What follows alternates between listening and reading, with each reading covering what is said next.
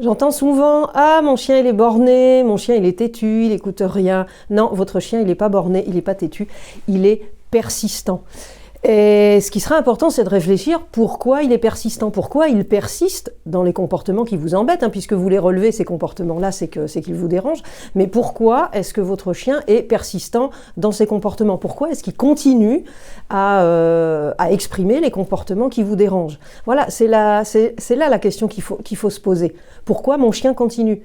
Alors du coup, qu'est-ce que je pourrais changer dans sa vie, dans notre vie? Qu'est-ce que je pourrais changer peut-être dans ma relation, dans nos loisirs, dans nos activités? Qu'est-ce que je pourrais changer et modifier dans la vie de mon chien qui ferait que du coup il modifierait aussi ses comportements et qu'il n'adopterait plus tous les comportements qui nous dérangent? Mais il faut l'aider, il va falloir modifier des choses dans la vie de ce chien pour que les comportements que vous souhaitez voir disparaître, eh bien, disparaissent.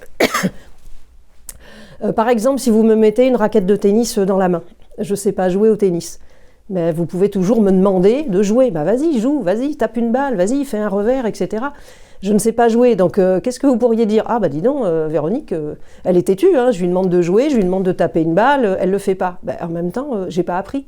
J'ai pas appris à jouer au tennis, donc je ne sais pas taper une balle, je ne sais pas faire un revers.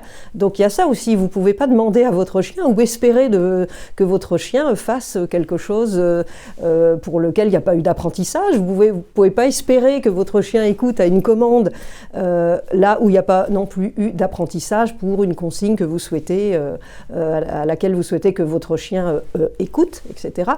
Voilà, il n'y a rien qui peut venir tout seul. Mais c'est surtout, dites-vous bien, si votre chien il perdure dans des comportements, c'est que il n'y a rien qui change. Vous savez, il y a une phrase qui dit, je ne sais plus, qui c'est Einstein peut-être, qui dit si je fais toujours la même chose, je vais toujours obtenir le même résultat. Ça veut dire que si je veux changer mon résultat, il faut que je change mon chemin, il faut que je change mes actions. Donc le chien, c'est pareil. S'il persiste dans ces comportements que vous trouvez qu'il est têtu ou que vous trouvez qu'il est borné, ça veut dire que s'il persiste dans ces comportements, c'est que vous ne lui avez pas montré un autre chemin. Donc l'idée, c'est ça, c'est de lui montrer un autre chemin.